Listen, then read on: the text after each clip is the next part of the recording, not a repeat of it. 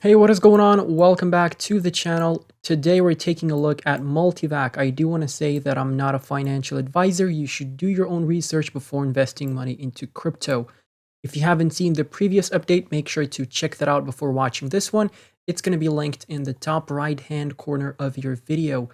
Now, with that being said, jumping into the weekly chart, we are on TradingView. So if I zoom in just a little bit, you can see that we have appreciated very nicely, and this little pullback is expected after a parabolic move. You got overextended on the weekly chart from the 20 EMA, and there was a rather large gap in between the 20 and the 55 EMA.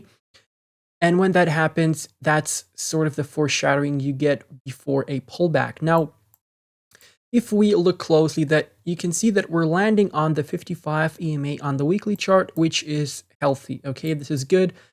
Once you're in between the EMAs, the price is consolidating, and this is usually the best time to be dollar cost averaging into Multivac.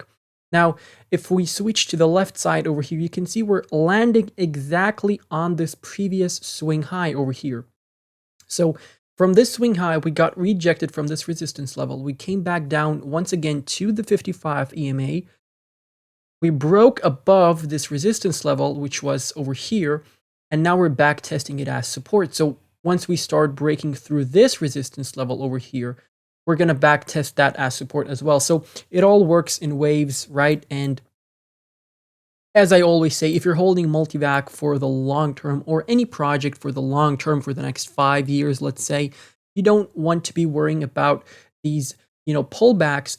Rather, you have to be looking at them as opportunities to buy cheaper, right? So if you were buying Multivac over here, now you have the opportunity to buy at a 56% discount. So if you were buying Multivac over here, then why weren't you buying Multivac, or why aren't you buying Multivac right now, right? So I don't give out financial advice over here by any means, but it's just that usually, most people on the market have this psychology where they buy high and sell low, when in reality they should be doing the exact opposite, right?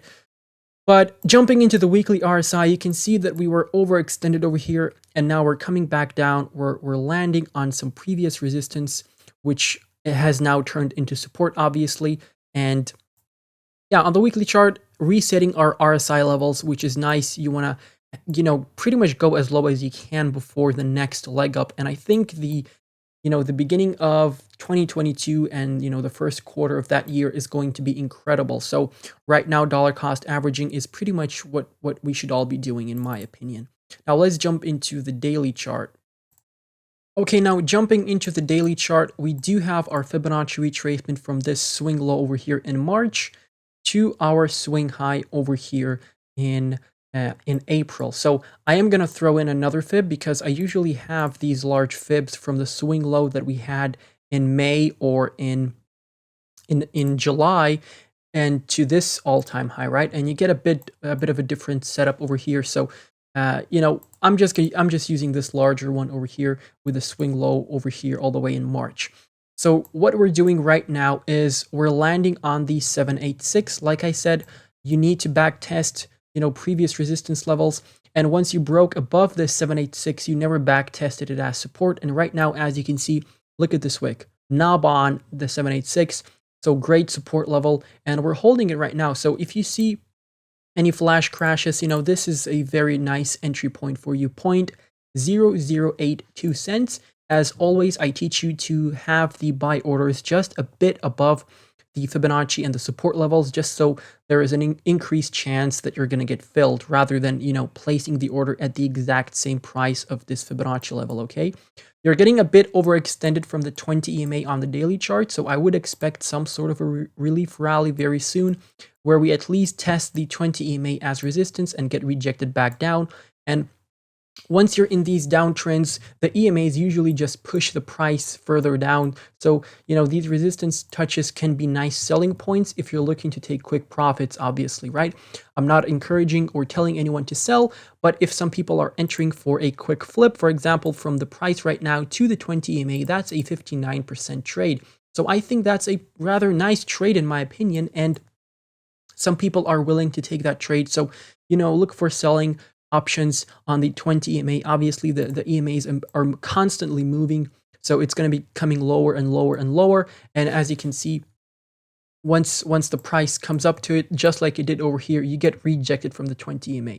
So ideally, what we want to do for an uptrend is, bounce off. Let's say we create a nice double bottom pattern here on the daily chart, bounce off the support level, get above the 20 EMA, back test that as support, and then get the bullish cross going.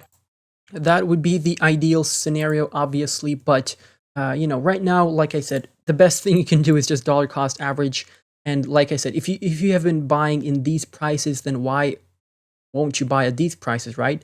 You have to buy when you have dips, right? That's the best thing that you can do in this situation. And the markets will reverse at some point, obviously, and have your exit strategies ready.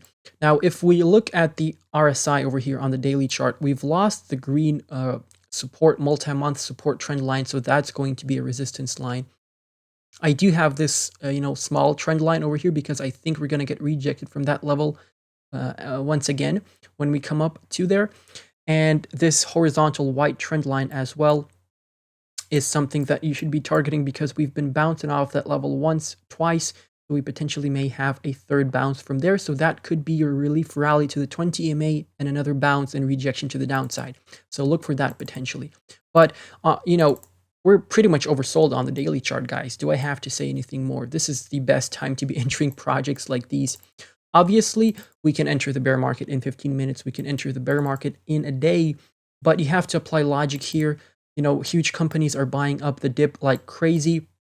Whales aren't selling that much Bitcoin. There are some whales who are selling, but, sometimes the whales will sell some of their Bitcoin just to scare out the weak hands, basically. So yeah, that's just my opinion. You should have your opinion, obviously, and you should have your exit and entry strategies ready and set to go.